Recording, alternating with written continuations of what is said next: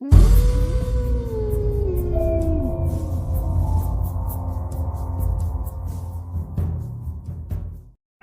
अपने फ्लैट से बाहर जाने का रास्ता अभी तक नहीं मिला था। पता नहीं उस दिन अंधेरे में दरवाजा कहाँ गायब हो गया था।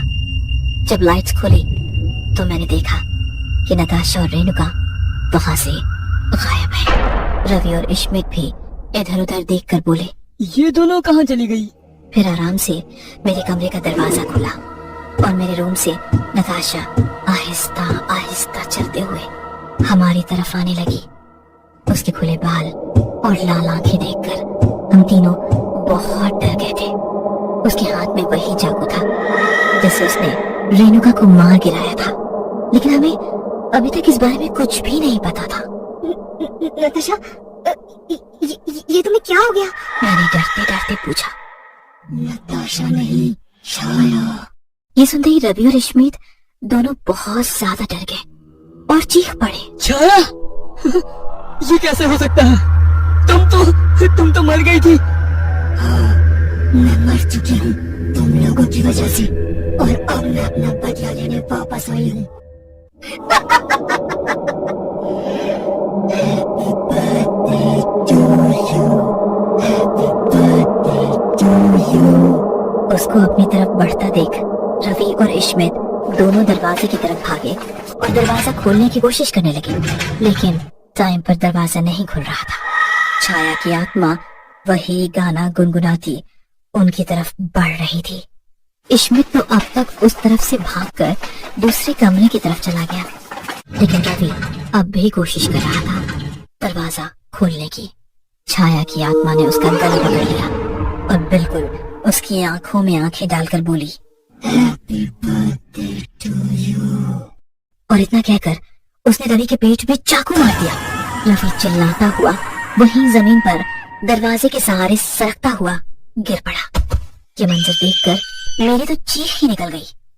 मैं भी खुद को छिपाने की कोशिश करने लगी, लेकिन छाया की आत्मा मेरी तरफ नहीं बल्कि इश्मित की तरफ बढ़ रही थी, जो कि मेरे कमरे में छिपा बैठा था।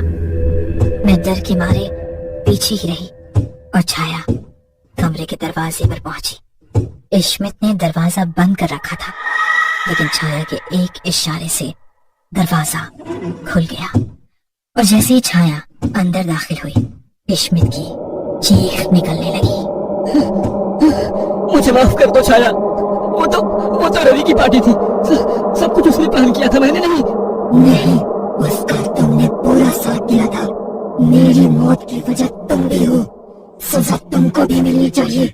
मैं वैसे तो बहुत बुरी तरह डरी हुई थी, लेकिन मैंने जब ये बात नोटिस की कि छाया ने मुझे कुछ नहीं कहा है और मेरे दोस्तों को ही मार रही है, तो मैंने उससे बात करने की हिम्मत जुटाई। मेरे मन में जो सवाल उठ रहे थे उनके भी जवाब मुझको चाहिए थे। मैं हिचकिचाते हुए कमरे में दाखिल हुई।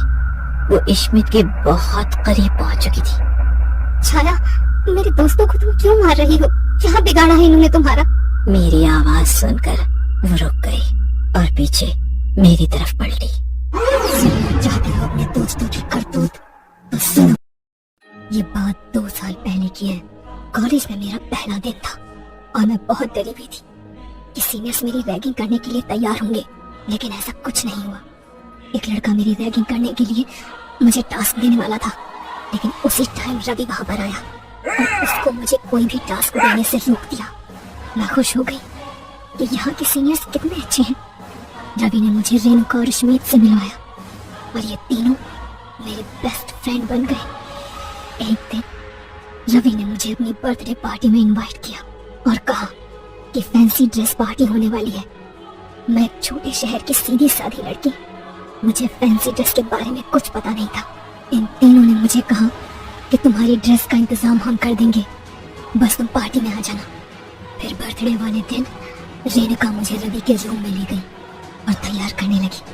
उस कमरे में आईना नहीं था और मुझे पता नहीं था कि मेरे ऊपर किस टाइप का मेकअप हो रहा है। इसने मुझे काले रंग की ड्रेस पहनाई और कहा कि तुमको एक खूबसूरत विच का मेकअप दे रही हूँ। मैं पागल लड़की सोचने लगी शायद फैंसी ड्रेस पार्टी में सब ऐसे ही कुछ न कुछ बनकर आते होंगे। ड्रेस पहनने के बाद इश्मीत और रवि मेरे कमरे में आए और तीनों मिलकर मुझे तैयार करने लगे। उसके बाद जब ये मुझे कमरे से निकाल कर पार्टी में ले गए तो सभी मुझको देखकर हंसने लगे।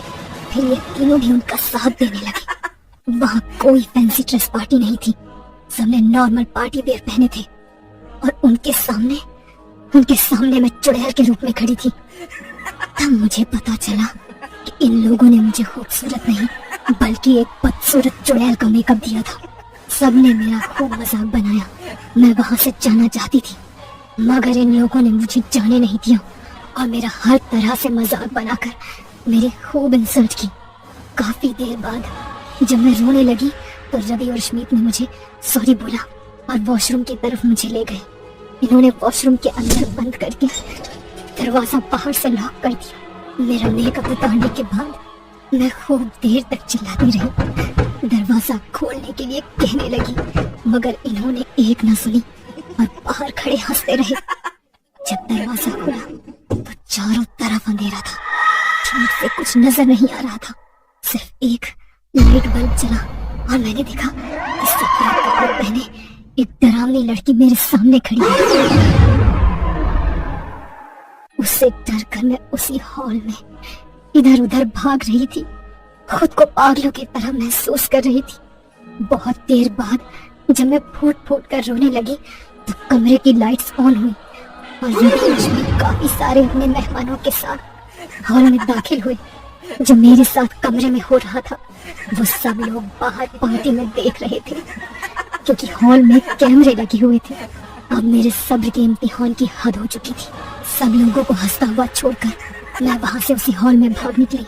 घर आकर मुझे डर लग रहा था, ये सोच सोच कर कि कल कॉलेज में मेरा कितना मजाक बनाया जाएगा। मेरा पढ़ लिख कर लॉयर बनने का सपना था, लेकिन अब मैं डिप्रेशन में इस तरह गुम गई थी कि कुछ भी समझ नहीं आ रहा था। उसी रात मैंने आत्महत्या कर ली।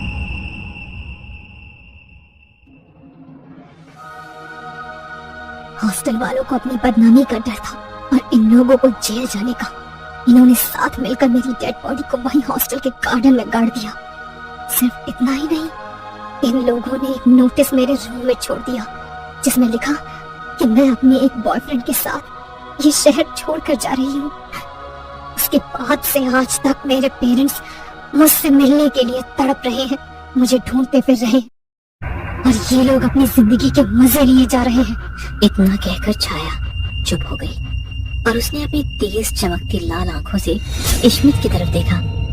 इश्मित चिल्लाया, वो उसको मारने ही वाली थी कि तभी मैंने कहा, रुको छाया, मुझे पता है तुम्हारे साथ गलत हुआ और तुम इसको मारकर अपना बदला भी ले लोगी, लेकिन जो तुम्हारे साथ हुआ है उसका पता दुनिया वालों को कैसे पता लगेगा?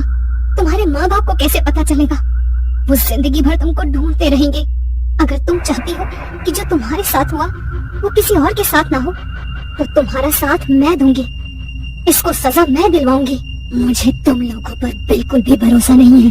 तुम इसकी दोस्त हो, क्यों दोगे तुम मेरा साथ? क्योंकि दोबारा फिर कोई तुम्हारी तरह अपने सपने को पूरा करने से पहले सुसाइड ना कर ले।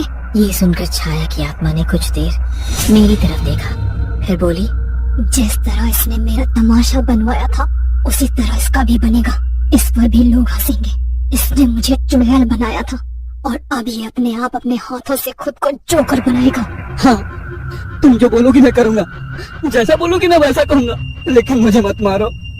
फिर छाया के कहने पर मैंने अपने मोबाइल में वीडियो रिकॉर्डिंग ऑन की जिसमें बेड पर मेकअप के साथ बैठा इश्मित, उसकी आंखों में आंसू और दिल में डर था कि कहीं छाया उसे मार न दे।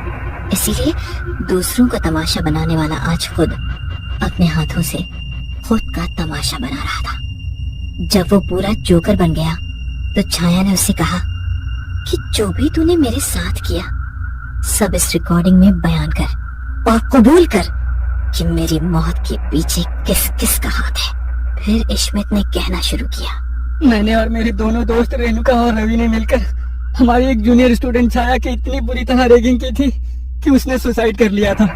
अब छाया की आत्मा मेरे उन दोनों दोस्तों को मार चुकी है और अब वो मुझे भी मारने वाली थी, लेकिन मैं अपना गुनाह कबूल करने के लिए राजी हो गया, इसलिए उसने अभी तक मुझे नहीं मारा। सुसाइड करने के बाद हॉस्टल के कुछ लोगों के साथ मिलकर हमने उसकी लाश गार्डन में छिपा दी थी। मैं, बाकी के बच्चे और हॉस्टल का स्टाफ सजा के हकदार है। मैं भी इस वीडियो के साथ खुद पुलिस स्टेशन जाकर खुद को पुलिस के हवाले कर दूंगा।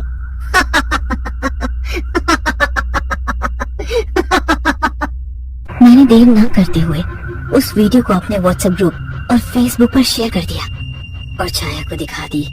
इससे पहले ही उसकी आत्मा वहां से गायब हो चुकी थी। इसके बाद मैंने इश्मित को पुलिस स्टेशन चलकर अपना गुनाह कबूल करने के लिए कहा, तो उसने फौरन यहाँ कह दी, क्योंकि उसको डर था कि छाया की आत्मा इस बार उसे नहीं छोड़ेगी। अगले ही दिन छाया के सारे गुनाहगार पुलिस की हिरासत में थे। उनको कोर्ट में पेश किया गया और सबको सजा सुना दी गई।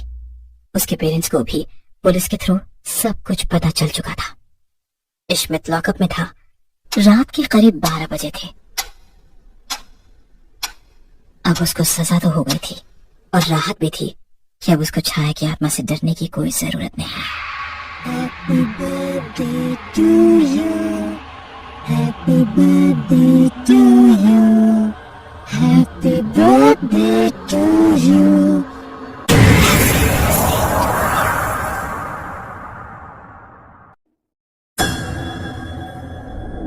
ये कहानी आपको अच्छी लगी हो तो हमें सब्सक्राइब करें।